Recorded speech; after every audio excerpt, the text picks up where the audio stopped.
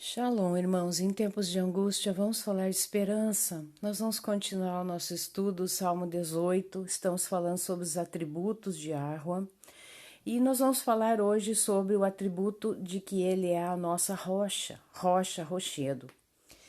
E eu selecionei 3 versos do capítulo 18, né, do Salmo 18, porque eu já fiz essa leitura no primeiro vídeo de todo o Salmo 18, então, para a gente não ficar se alongando demais, eu vou só ler esses 3 versos na qual Davi fala sobre isso, tá? Então vamos começar no verso 3, que ele diz: Yahweh é minha rocha, minha fortaleza, meu libertador é meu poderoso. Nele me abrigo, meu rochedo, meu escudo e minha força salvadora, minha cidade forte. Então aqui Davi está dizendo, né, que Yahweh é a rocha da sua vida. Por quê? Porque rocha ele simboliza essa força, essa dureza, né? Dureza no sentido de ser algo indestrutível, algo que nos protege realmente, né? Então Davi ali fala numa metáfora, né, que ele é essa rocha. E depois nós temos o verso 32. Pois fora Yahweh, quem é poderoso e quem é rochedo a não ser o nosso poderoso? Não há, né, irmãos? Não há rocha fora do Todo-Poderoso. Verso 47. Viva Yahweh, bendito seja o meu rochedo, seja exaltado o meu poderoso Salvador. Eu selecionei alguns versos das Sagradas Escrituras que vão falar sobre rocha, rochedo. Existem muitos, muitos mesmo, irmãos. Então, eu fiz uma seleção de alguns, tá? Devarim 32, 3, 4. Porque proclamarei o nome de Yahweh. Aqui é Moisés, né? Moshe falando. Engrandecerei o nosso Elohim, eis a rocha. Suas obras são perfeitas, porque todos os seus caminhos são juízo. Elohim é fidelidade e não há nele injustiça. É justo e reto. Então, a gente vê aqui vários atributos somente num versículo, né, irmãos? Então, entre eles aqui está, ó, eis a rocha. Coloquei aqui para vocês um modelo de família celestial, tá? Porque a oração do Pai Nosso, ela diz, assim na terra como no céu. Então, o nosso padrão, né, é o céu. E tudo que há no céu, Yahweh, o sonho dele é que fosse aqui na terra, né? Então a família é uma das coisas que nasceu no coração de Yahweh, porque ele tem essa questão de família no céu. Ao contrário do que a Trindade apregoa, né, que existem 3 seres masculinos, né? Na verdade, existe uma família celestial, tá, irmãos? Isso é bastante, como que eu vou dizer, é difícil, né, entrar na nossa mente, porque isso foi quase que cauterizado, né, pela religião, mas os povos pagãos já sabiam disso, porque as pessoas dizem que não pode, isso é paganismo. A gente tem que entender que Yahweh é o princípio, ele é o primeiro de toda a criação, ele é o princípio de tudo. Então, tudo que há no paganismo são cópias mal feitas do padrão celestial, tá? Sabemos que Hassatan ele tem como meta, como objetivo, a família. Destruir esta família, né, que é um padrão sagrado lá no céu. Então, por que eu estou colocando isso? Para colocar ali que o Pai e o Dereva Virrei Yahweh, ele é a rocha, tá? Mais para frente eu vou mostrar para vocês essa hierarquia.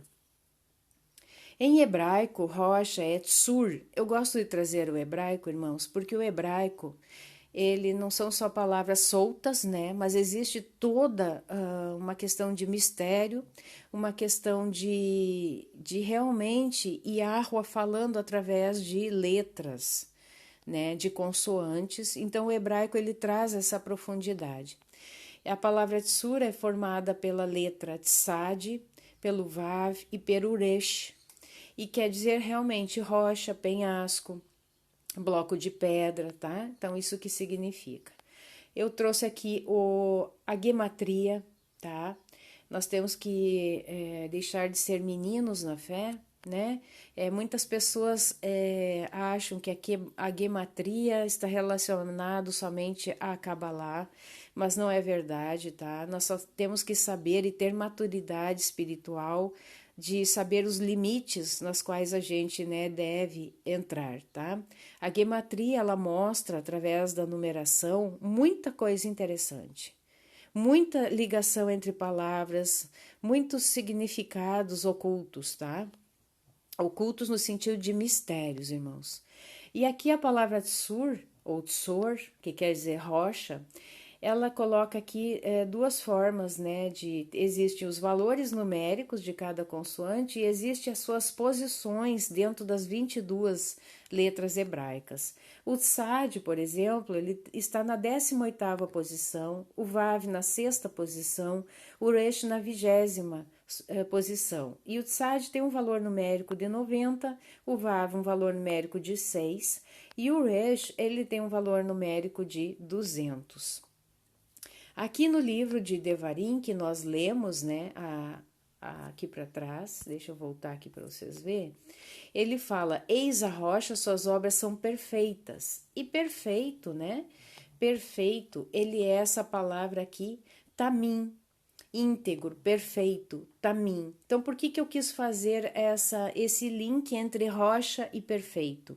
Porque são coisas, são atributos que são dados a Yahweh, tá? Ele é uma rocha perfeita. E a palavra tamim, que eu coloquei aqui para vocês, formada pelo taf, o mem, yud e o men sufite, ele procede de uma raiz tamam, tamam. O tav, ele tem um valor numérico 400, o men, ele tem um valor numérico 40 e o men, aqui também é 40, eu errei, tá, irmãos? É 40 também, falta um zero aqui, o men sufite, tá? Falta um zerinho aqui. E eu selecionei também a palavra Adam, tá? Que ela é formada pelo Aleph, que tem um valor numérico 1, o Dalet tem um valor numérico 4 e o Mem tem um valor numérico 40. Pode ver que repete esse padrão de 4, de 40, tá? E a palavra Tamim, na verdade, a palavra Tamam, tá? Ela tem um valor numérico 44, que é uma repetição aí de 2 quatros. E por que isso é importante? Vocês vão ver no próximo slide a importância do 4, do 40, que a gente vê ao longo de todas as Sagradas Escrituras, a repetição desse padrão de 4, né? Os 40 anos que eles ficaram no deserto, os 40 dias que Moisés ficou no monte, os 40 dias que o Mashiach Hushua ficou no deserto e muitas outras referências, tá, irmãos? Vamos adiante, então. Aqui eu tirei do Google essa questão aqui para vocês possam entender um pouquinho esse padrão de 4, de 40, tá? Vamos falar um pouquinho de genética. Então, aqui eu botei o organismo do homem, né, do Adam, tá? Existe mais de 1 trilhão de células dentro do nosso organismo, irmãos, tá? Cada uma dessas partículas aqui, né, dessas que vocês estão vendo nessa segunda ilustração, é uma célula, tá? E cada célula possui 2 cromossomos homólogos, quer dizer, iguais, um parzinho, né? E nesses cromossomos existem os genes. Cada gene é uma molécula de DNA e os genes são as regiões funcionais. E o DNA ele é formado por uma dupla hélice. Eu acho que vocês já viram essa questão do DNA, são essa dupla hélice.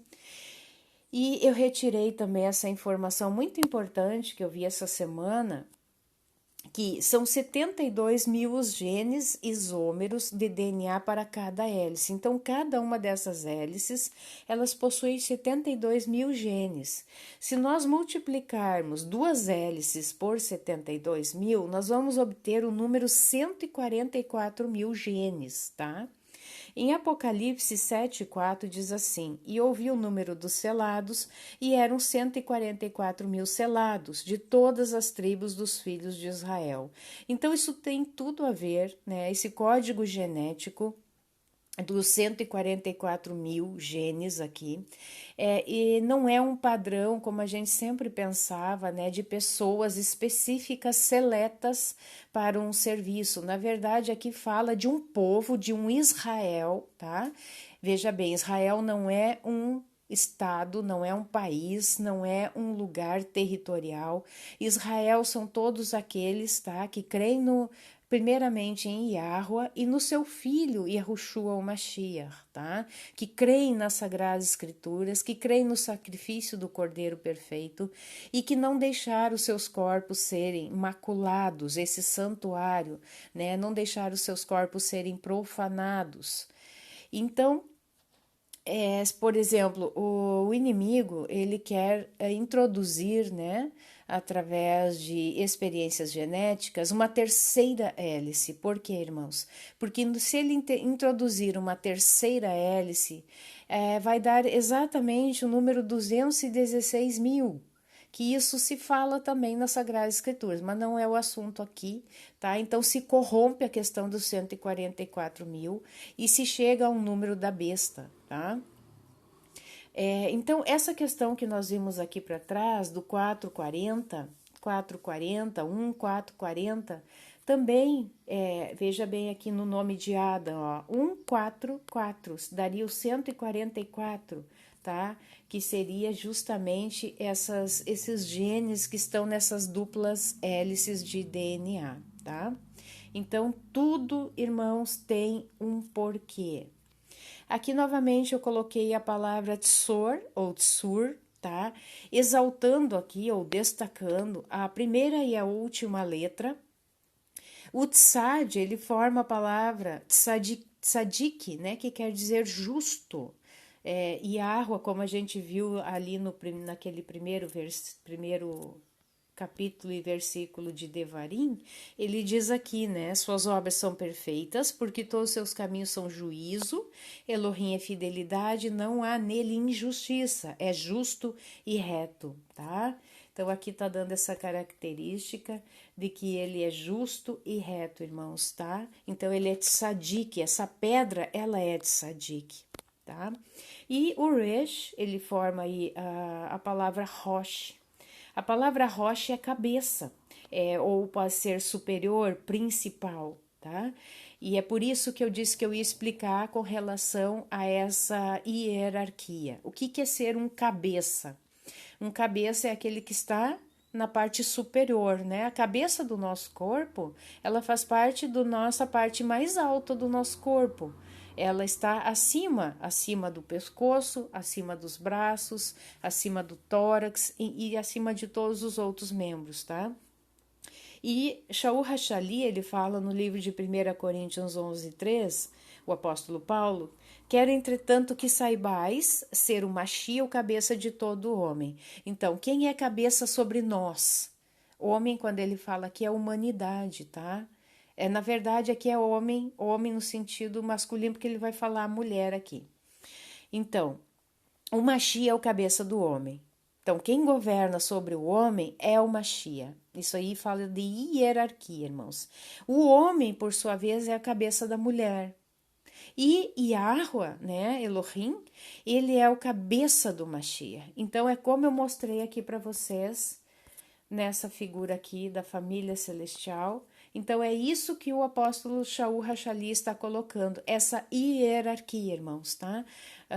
O pai, Yud Revavirre, que é a grande rocha, ele é Rosh, ele é cabeça sobre o Mashiach. O Mashiach é cabeça sobre o homem e o homem cabeça sobre a mulher.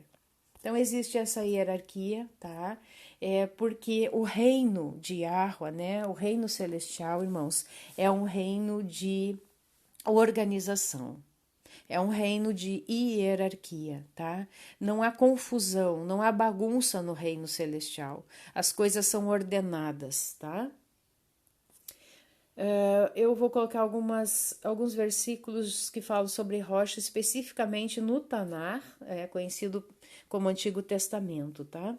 Em 1 Shimuel 2:2, aqui é a oração de Hana, mãe de Shimuel, tá? Sabemos que ela era estéril, ela sofria muitas humilhações por parte da outra esposa, né? Da primeira esposa, eu não sei se ela era a segunda esposa, mas enfim, Penina, né? Era a esposa, a outra esposa, humilhava muito ela pelo fato dela não ter filhos.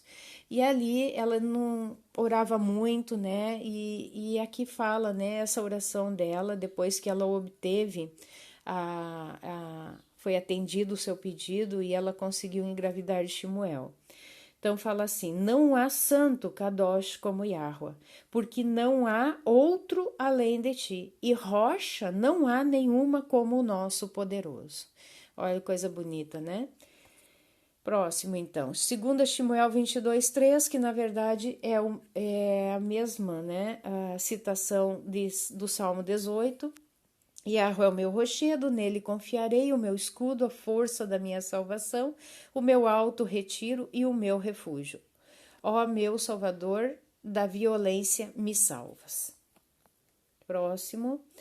Isaías 17:10. E por quê? Porque vocês se afastaram do Eterno, do seu Salvador, e não se lembram da sua rocha poderosa. Então aqui tem que ver bem o contexto, tá? Lá no livro de Isaías, no capítulo 17. Eu só estou colocando os versículos aqui para que seja, para que vocês possam ver esse atributo, né? Que ele é falado. Nós já vimos aqui o livro de Shemuel, nós já vimos aqui o livro de Devarim, já vimos aqui o livro de Salmos e agora o livro do profeta Yeshayahu, né, ou Isaías. Então ele está dizendo aqui que Yahweh é a rocha poderosa.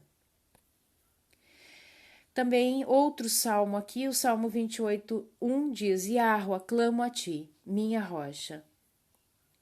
Outro Salmo 31:3. Sim, Yahweh é a minha rocha, a minha fortaleza segura. Guie-me e conduza-me por amor do seu nome.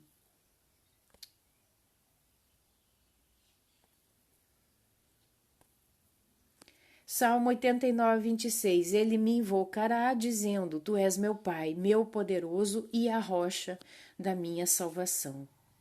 Salmo 95:1. Vinde, cantemos a Yahweh com júbilo, celebremos o rochedo da nossa salvação. Habacuque 1:12. Ó Yahweh, meu poderoso, meu santo, Kadosh. Yahweh é eterno. Será que o seu plano em tudo isso é nos destruir? É claro que não. Ó poderoso, nossa rocha. Yahweh resolveu dar poder aos caldeus para nos castigar e corrigir por causa de nossos pecados. Devarim, novamente, só que no verso 15, capítulo 32, mas quando o povo amado de Israel engordou, agiu como animal selvagem. Quando ficou satisfeito, gordo e coberto de gordura, abandonou o poderoso que o fez, desprezou a rocha da salvação. Mais um versículo de Devarim 32, verso 18. Ó Israel, você abandonou a rocha da qual foi gerado, você esqueceu o poderoso que o fez nascer. Próximo, 2 Samuel 22:32. Pois quem é poderoso senão Yahweh, e quem é rochedo senão o nosso poderoso? Isaías 8:11-14. Porque assim Yahweh me disse, tendo forte a mão sobre mim, e me advertiu que não andasse pelo caminho deste povo, dizendo: não chameis conjuração a tudo quanto este povo chama conjuração. Não temais o que ele teme, nem tomeis isso por temível. A Yahweh dos exércitos, a ele santificai. Seja ele o vosso temor, seja ele o vosso espanto. Ele vos será santuário, mas será pedra de tropeço e rocha de ofensa às duas casas de Israel, laço e armadilha aos moradores de Jerusalém. Então, irmãos, aqui quando Yahweh não é a rocha da salvação, ele é a pedra de tropeço, né, para todos aqueles que apostatam, né, ou se afastam dele e não o querem, né. Então, aqui mais uma vez eu coloquei a hierarquia, irmãos, a rocha principal, o Rosh, a cabeça, é Yahweh, tá? Depois vem a pedra principal, que é o Mashiach, Yahushua, e depois tem nós, as pedras vivas. Por que eu estou colocando isso? Porque existe realmente uma confusão, tá?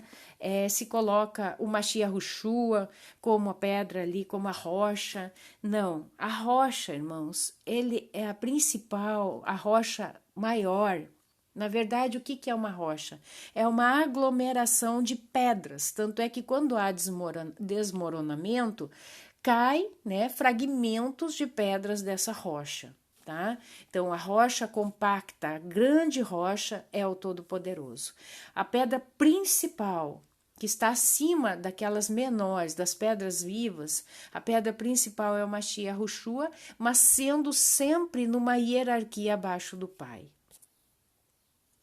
Então, a pedra principal, a pedra angular, Mashiach Yahushua, é Isaías 28:16. Portanto, assim diz Yahweh Adonai: eis que eu assentei em Sião, uma pedra, pedra já provada, pedra preciosa, angular, solidamente assentada.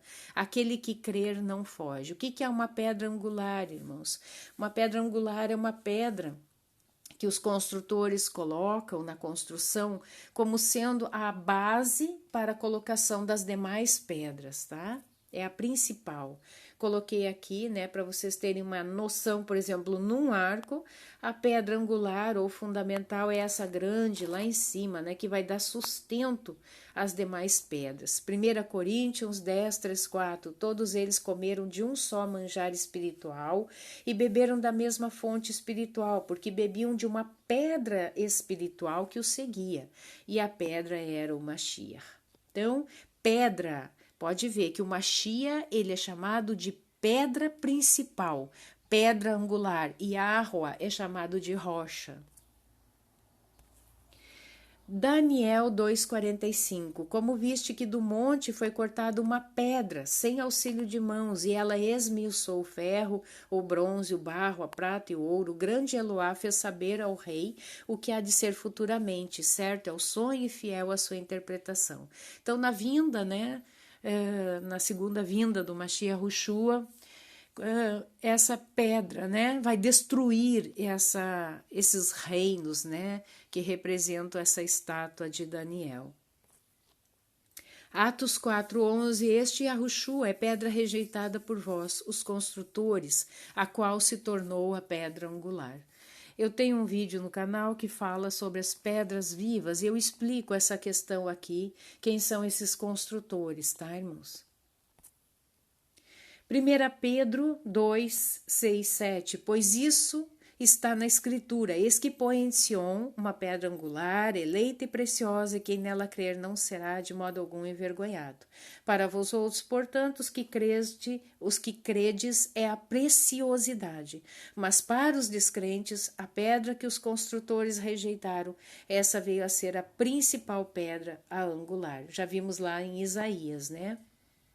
Na verdade, aqui Kefa, né, Pedro, está fazendo uma repetição aqui do que a gente viu aqui escrito no livro de Yeshayahu, né?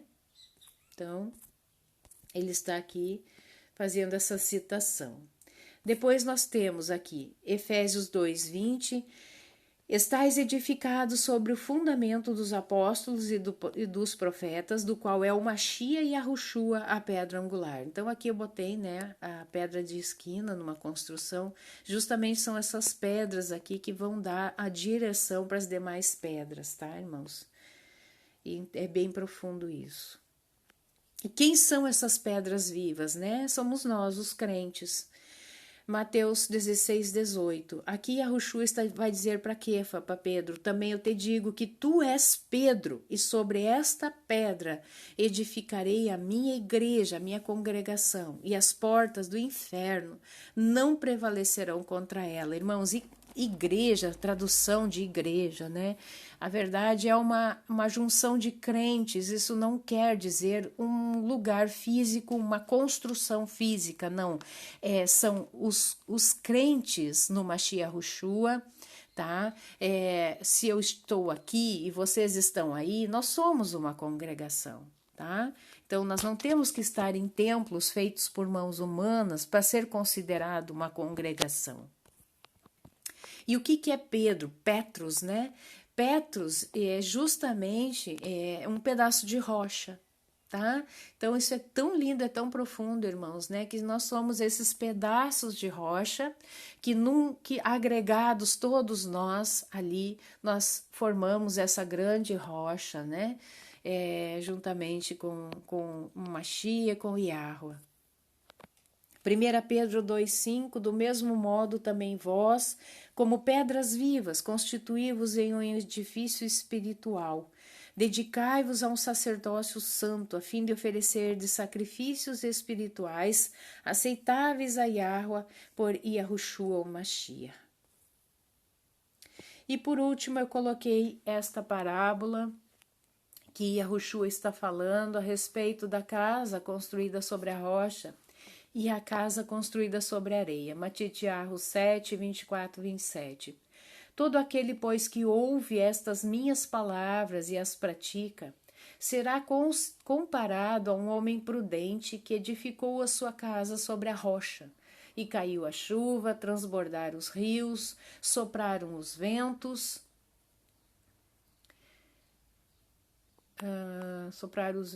Me perdi aqui, irmãos. Sopraram os ventos e deram com ímpeto contra aquela casa que não caiu, porque fora edificada sobre a rocha. Então, quando a gente edifica a nossa casa, né, nós somos casa, habitação da Ruach HaKodesh, habitação de Yahweh, né? Então, quando nós edificamos a nossa casa sobre essa rocha que é Yahweh, nada nos derruba, irmãos. Pode vir vento, pode vir tempestades, pode vir todo tipo de prova, todo tipo de aflição, nada irá nos abater, nada irá nos derrubar, porque nós estamos com as nossas bases alicerçadas sobre a rocha. Agora, continua aqui, todo aquele que ouve estas minhas palavras e não as pratica, será comparado a um homem insensato, que edificou a sua casa sobre a areia, e caiu a chuva, transbordaram os rios, sopraram os ventos e deram com ímpeto contra aquela casa, e ela desabou, sendo grande a sua ruína. O que representa essa areia, irmãos? Toda qualquer doutrina que seja contrária às Sagradas Escrituras, tá? Todo tipo de outros tipos de palavras que não sejam as Sagradas Escrituras, são casas que vão ser alicerçadas sobre a areia. Aí vai vir o vento, vai derrubar. Vai vir a chuva, vai derrubar, tá? Então, que a gente possa estar alicerçado na rocha, que é o Todo-Poderoso Yahweh. Amém, irmãos? Então, esse é o estudo sobre esse atributo de Yahweh, que ele é a nossa rocha. Amém? Fiquem na Shalom de Yahweh.